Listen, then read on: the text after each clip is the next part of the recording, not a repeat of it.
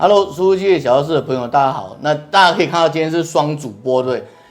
我是那个摩羯座的皮肤科医师，专讲科学证据的宋伟医师。今天很高兴，我们找到那个台湾雷射天王，天王就是比大王多一根的天王，王秀兰王医师来跟我们那个连麦，然后大家来 PK 一下那个敏感肌要怎么样做一些雷射治疗。大家好，我是喜欢帮皮肤充电，具有电机、机械、皮肤3种专长的皮肤科王秀涵医师。今天很高兴能够来到我的好朋友宋凤医师的频道。对，你会发现我们两个的那个还蛮尴尬的哦。来，直接上第一题好了。今天的有人在问的是敏感肌可不可以打雷射啊？敏感肌它的问题常常发生在它的皮肤屏障是比较不健康的。那皮肤屏障是有，我们可以看到这个皮肤解剖学，我们可以看到皮肤屏障它就是我们上面的表皮层。表皮层呢，如果我们进一步观察的话，你可以看到它是很多像一格一格格子的一些细胞。那这些细胞看起来是空洞的，其实不是空洞的哦，里面是很复杂的，有很多一些天然保湿因子，还有一些脂质的结构。那如果我们用电子显微镜看的话，它就像一层一层的盔甲。好，那问题来了，这个盔甲如果不健康的话，那我们的皮肤就常会遭受一些风吹日晒、各种奇怪的一些刺激，然后动不动就底下的真皮层就发炎、血管扩张，那就是所谓的敏感性的肌肤。好了，那个王医师给你们看教科书，我给你们看图了哈。如果你的皮肤是健康的，理论上它就长得很漂亮，就这样肥肥的，然后壮壮的有纹路嘛，对不对？那一旦你受伤，什么样的情况下，我早期其实在20年前，我也是雷射天王，你知道吗？后来就是因为学了肌肤监测，就一蹶不振，一蹶不振好像不是用在这里哈。但是学了肌肤监测以后，我看到这样的皮肤，你会发觉它的皮肤纹路完全消失哦，然后甚至有一点血管啊，然后很多薄薄的东西都跑出来。然后在另外一方面，肌肤监测大家都知道它有2个，一个是皮肤镜嘛哈，另外还有一个就是那个紫外灯哦。我们那时候也看过一些奇奇怪怪，就是那个皮肤明明看起来没什么太大问题，它的紫外灯下就有红的、绿的、蓝的、黄的、黑的，很多奇奇怪怪的颜色。那像这种，因为我们知道光电治疗它本身是利用特殊的光波的波长在做处理，所以如果它皮肤上面出现一些奇怪的紫外反应，我们在做的时候也会小心哦。所以从肌肤监测角度来看，什么样的案子不能，什么样的敏感肌不能做皮肤的雷射治疗？第一个就是皮肤纹路很丑，然后卡得很紧啊，有问题啊。第二个就是紫外光的部分颜色很怪异就是除了正常的浅紫色以外，它有奇奇怪怪的颜色这样。说到雷射，我们刚刚讲哪些人适合打，哪些人不适合打，对不对？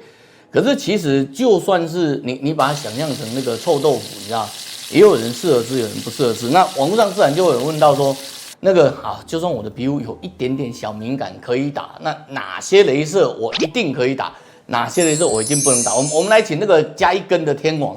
那个王天王王医师跟我们回答一下来。好，哪些可以打，哪些不能打，我们就用科学证据来说话。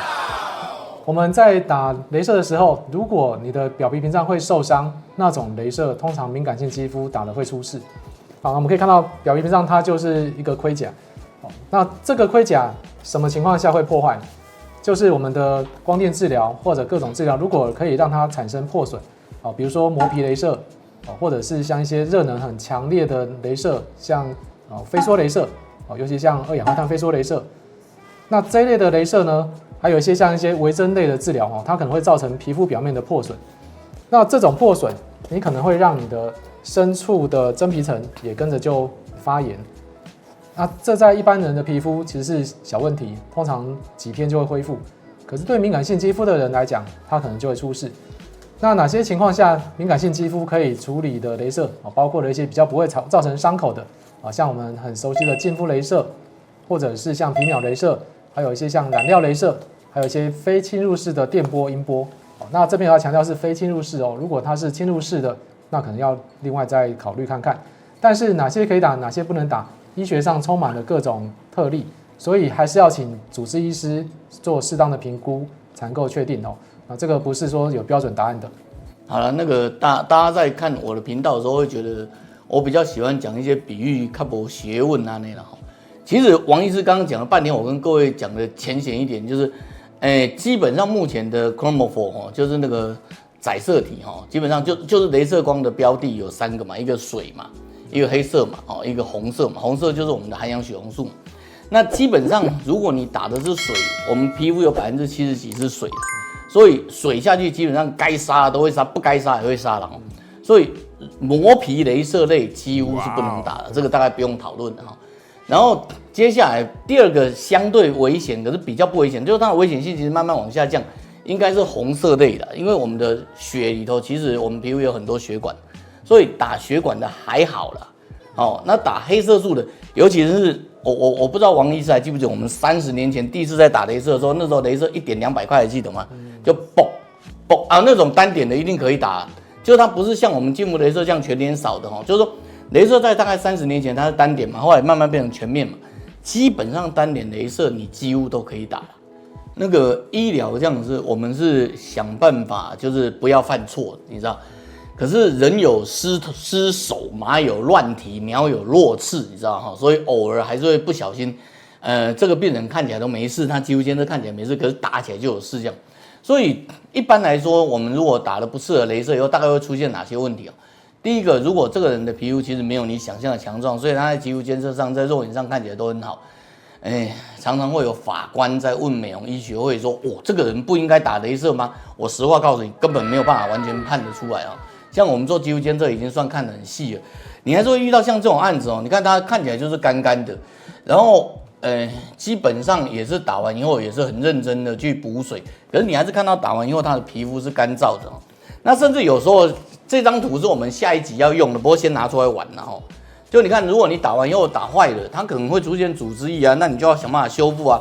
或者是还没有组织以前，它皮肤会出现干燥啊。那这种皮肤干燥啊、发红啊，然后皮肤的那个刺激性的皮肤炎啊，都是打的一些比较重的雷射，可能是你的雷射机种的选择，可能是你雷射的剂量的问题。这种东西我们在医界都会提早预防了，可是有时候不一定能预防来。这个我们这一集可能会被法官看到，所以要请王秀涵医师讲一下。如果打了不适合雷射，你会怎么建议？首先我们先看看打了不适合雷射会发生什么状况哦。我们刚刚说绕着表皮屏障嘛，那表皮屏障它就是表皮的问题而已，但是其实不是。你这边受损之后，我们整个表皮层可能就会发炎。发炎之后会水肿，所以你会很容易发生一些组织液渗出来的状况。再来呢，它底下的真皮层哦，尤其浅层真皮层有很多的微血管。那发炎情况之下，它微血管会扩张，所以脸就很容易红。那种红有时候是突然就跑出来的，或者是比如说你在运动之后，或者你只是有一些情绪上的起伏，它就红起来。同时呢，它的红跟这样的一个发炎反应，有时候会出现一些小丘疹。那这些就是所谓的敏感肌的一些情形。那这个怎么办呢？其实我们发生这种状况，首先就是趋吉避凶，就是我们要避开会造成这些刺激性的因素，然后尽量让它比较改善。那怎么让它改善呢？我们先讲趋吉，就是因为表皮屏障它是一个很重要的一个皮肤的结构，那我们就是要让它恢复正常。那恢复正常呢，我们需要的就是让它好好的休息。首先，一些之前的这个治疗就要暂停，然后呢，我们要给它一些比较好的、不会刺激性的一些保湿的保水剂或者是保湿剂。那这个也是一门学问哦，等一下我们可以再讨论。那接下来呢，就避凶哦，避开一些会让它恶化的情形。那常见因素像比如说吃热或辣的食物、闷热的环境、晒太阳、剧烈运动、情绪起伏，还有酒精。那我要强调，酒精不是只有喝酒而已哦。你吃的食物，比如说像姜母鸭有酒精，要避开来；或是保养品比如说有些化妆水如果有掺酒精，也要避开来。然后还有常常会被忽略的就是极端气候。我们知道很热的时候晒太阳，皮肤很容易敏感肌就会红起来，但是很冷的时候吹冷风也会。所以像我有病人，他有这种敏感性的状况，然后跑去北极看极光，那种情况之下，冷风一吹，脸就容易红。那这种情况下，如果碰到不适合的雷射，这种症状就会更加的剧烈，这都是要避免的。在法官面前，因为这个可能会变成呈堂证供，所以我们要把话讲清楚。第一个，敏感肌在皮肤科界并不是那么的稳定嘛。我的意思说，没有很绝对的诊断什么是敏感肌，对吧？对。所以你说敏感肌的东西绝对不能打雷射，真的很难抓了。这不是医界在自我推脱，常常都是后见之明啊。是啊，因为很多时候都不知道嘛。对。第二个，敏感肌的病人他什么时候知道？我实话告诉你，有时候这个病人昨天洗温泉，他没有烫哦，他昨天洗完温泉，可是他洗完温泉以后，今天皮肤变嫩了，然后他也没跟你讲，然后你就帮他打了雷射，打完以后皮肤又再嫩一点点，然后他就跑去吃姜母鸭，然后就bingo这样。所以雷射的照顾，在术后的照顾，其实是需要医师跟病人共同合作，然后做正常的皮肤的保湿哦，然后甚至做正常的皮肤保护。那这边我要强调哦，有时候敏感肌的皮肤不是医师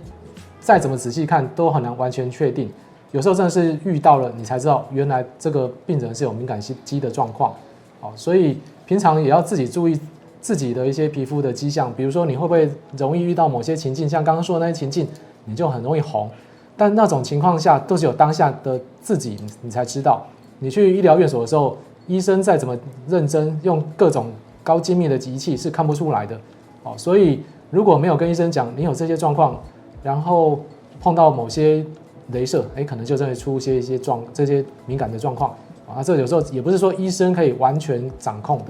对啊，你会发现我们在这段讲的特别多，那个等一下小编一定要剪进去，就是因为这一段会变成呈堂证供，我们要跟天下的听得懂华语的法官讲一讲，跟听得懂 English 的法官也讲一讲，听得懂 French 的法官也讲一讲 Bonjour 这样哈，就是简单讲，敏感肌的雷射照顾真的是很困难，而且现在敏感肌，我记得上次看到上海还哪里有一个，还是日本有一个新的检查。他们认为现在广义的敏感肌已经到85%，也就是说，对美容医学界来说，未来真的是筚路蓝缕啊。说到敏感肌打雷射啊，其实不要说敏感肌或不敏感肌啊，大家都知道雷射叫做光电治疗，那你就知道光照久了，超回答这样哈，电烧到嘛也超回答，所以网络上自然会有那种谣言啊，或者迷思就是。常打雷射或者打某些雷射会造成皮肤十分的干涩，然后甚至不容易修复。这一点天王有没有什么说法？要看是什么样的雷射，像刚刚提到，如果是水分子会吸收的雷射波长，最好敏感肌要避免。这些雷射像磨皮雷射，比如说李亚哥雷射、二氧化碳雷射，还有像飞梭雷射，那这一类的雷射，由于它会让水分子加热，那对于敏感肌的肤质来讲，就这些热能会让它产生一些血管扩张的变化，但是同样是加热，如果说这个时候有冷喷，比如说同时有做一些喷洒冷媒，让你表皮冷却，然后只让你的真皮层以下受到治疗，那这一类的光电治疗是相对比较可以的，比如说像染料雷射，或者是像一些电波类的治疗。我要特别讲一下染料雷射，有些敏感性的肤质其实反而打染料雷射会改善。那这原因除了染料雷射它会破坏一些不正常扩张的微血管之外，它有个很特别的功能，它会产生一种 TGF-beta， 这是一种这种特别的 cytokine， 就是细胞激素。那这种细胞激素它有多重功能，包括了它会让皮肤抑制发炎，同时呢它会减少一些粉刺的形成。那除此它还会刺激一些新生的胶原蛋白合成会让皮肤变得比较肤质反而会变得比较好一些。所以不是说敏感性的肤质就绝对不能打雷射，但是要看打什么样的雷射。那另外还有看医师的能量怎么操纵这些都是非常重要的。好了，我很快 summary 一下，简单讲就是说，不管你做哪一种雷射，第一个挑雷射是很重要的尽量挑那种不太伤害的雷射嘛，对吧？第二个表皮的保护很重要，所以一的是挑那种专门针对下方的真皮部位的雷射或治疗。或者是你表皮要做一些冷喷一些治疗，像我们早期20年前我在做那个雷射天王的时候，那时候我们就是一直冷喷从头到尾冷喷到爆这样一台冷喷机要将近20-30万，你知道吗？这实在是不是人能够操作的基本上你把皮肤保护好，基本上雷射不太会出现越打越色的状况，这样说对吧？对。这集录很久那个非常漫长，这样终于来到尾声，我们总要告诉各位，你看怎么选雷射，然后打错会怎样，打对会怎样。现在打完了，然后而且很顺利的打完以后，我们要怎么样保养才能让皮肤能够顺利的度过，而且取得雷射最好的效果？你打雷射不是为了要伤害嘛？你打雷射是为了要漂亮。Yes。然后我们请王医师先讲一下，你认为怎么样可以让雷射达到最好的效果？刚刚提到趋吉避凶原则哦，我们一样就是先看看你要处理的问题是什么，然后选了对的雷射之后，那在后面的保护措施也是很重要的哦。刚刚说趋吉避凶嘛，就避开会让皮肤受伤的一些情境或环境哦，里面很重要就是紫外线哦，所以像刚刚提到的一些热或辣的食物、闷热的环境、晒太阳、剧烈运动、情绪起伏等等哦，能够尽量减少哦。那酒精类的东西也尽量避免。然后再来就是要让皮肤变成比较稳定。那这个时候呢，我们都是绕着表皮屏障来做处理。表皮屏障它基本上就是有很多含水保湿的物质。那我们皮肤正常来讲，它有正常的含水量，大概是20%到35%。那当它太干燥，甚至干燥到10%以下的时候，这个时候它里面很多正常的酵素系统就变成无法正常工作了，那就会出现很多皮肤干燥的问题哦，就可能是宋医师看到一些皮肤监测看到一些状况，那这些问题会造成你的皮肤表面会翻起来哦，感觉变得很干涩涩的，然后会有一些脱皮脱屑，所以这个时候怎么办呢？我们就要用一些保湿剂哦，一些保养品来处理。那什么保养品是最好的？它没有标准答案，要看你自己的皮肤，然后可以做一些测试。哦，所以肌肤监测我是觉得相当的非常有用。同时呢，在你选择好的产品之后，那接下来呢，你还要正常的使用。哦，比如说像有些人他想皮肤糟糕受伤了，我们要用保湿面膜，这个要小心。保湿面膜也不能过度使用，原则上大概就是每个礼拜用个1次。哦，你知道密集点顶多3天1次，为什么？这是有科学根据的。我们表皮屏障它在受伤之后，通常它在大概年轻人在12小时之后，大概50%-60%就会恢复了。可是你要完整恢复要72小时。但是当你年纪越大，大到75岁以上的时候，这个原本3天可以完成的一个过程，就会拉长到1个礼拜。好，所以我们在做这些保湿的情况，你可能要注意。面膜本身算是给水，可是你在面膜干掉、撕掉的那一瞬间，可能会对皮肤也是一个刺激，有一个剥脱性的变化。那这个时候呢，也会对皮肤可能造成一些伤害，所以建议面膜也不要过度频繁使用。然后呢，有些对皮肤造成伤害的东西，比如说一些酸类的东西，酸类焕肤我们知道可以去除一些老旧角质，可是我们要强调，我们刚看到一些图片嘛，角质层是我们的朋友，不是敌人，它是我们的盔甲。那敏感性肌肤的人，这层盔甲更加重要。正常肤质的人，这个盔甲掉了，很快就补充回来。可是敏感性肤质的人呢，他没有这么顺畅的一个补充的速度，所以呢，能够尽量不要去破坏这个盔甲是很重要。所以一些酸类的焕肤，你可能要很谨慎，甚至不要使用。有些美白类产品也会有点刺激性，那这个可能治疗雷射之后，也许过了3天以上或72小时，或者是1个礼拜以上再使用。然后有些清洁力非常好的界面活性剂，有些是这样的一个清洁力很强的东西，你可能在打完雷射1个礼拜之内，可能也要很小心，甚至不要使用。好，那我这边做简单的 summary， 因为每一次我都是一个很啰嗦的。第一个，从肌肤监测的角度来说，打完雷射以后，你的皮肤一定是相对缺水的因为你的屏障受损，所以第一个它蒸发率一定上升。那就是我们讲的 TEWL T1 就经皮水分散失一定比较厉害，所以这时候你一定要给它补水，这个没有问题。可是保湿的补水其实有个很大问题是，这几年这10几20年来的那个研究发现，保湿剂里面的乳化剂其实也是一个常见的刺激源那所以你在使用保湿成分的时候，一定要非常小心这个东西对你皮肤的那个屏障有没有伤害。这也是刚刚那个王医师在讲说，为什么我们会建议3天1次就是如果你对你的东西不是那么有把握，你大概就3天5天1次，或者甚至1个礼拜1次。然后保湿完以后，你的皮肤的那个水合足够了，那水合足够以后，它会变得比较娇嫩。娇嫩的好处是你打完雷射以后，它不是会有一些那个色素的残渣吗？会有一些角质的残渣。事实上，比较娇嫩的皮肤，它的代谢就比较好。那这时候它其实蒸发也会比较厉害。我们刚刚讲的 T 瓦所以你的那个锁水的能力也要比较强。这时候安全油脂的补给，然后乳化也很重要。所以你会发现，过去大概3、5年来、10年来，除了早期我们说的那个美白保湿以外，最近又开始人家在做纯油保养。其实纯油保养这一段也是为了要帮助一些敏感肌的皮肤，在没有乳化剂的情况下，如何正确的去做一个乳和一个保湿的作用。所以你把皮肤好好的照顾好，基本上不是很难你皮肤照顾好它自己，你没有那个受伤不会修复的啦，所以皮肤照顾好它自己就会修复。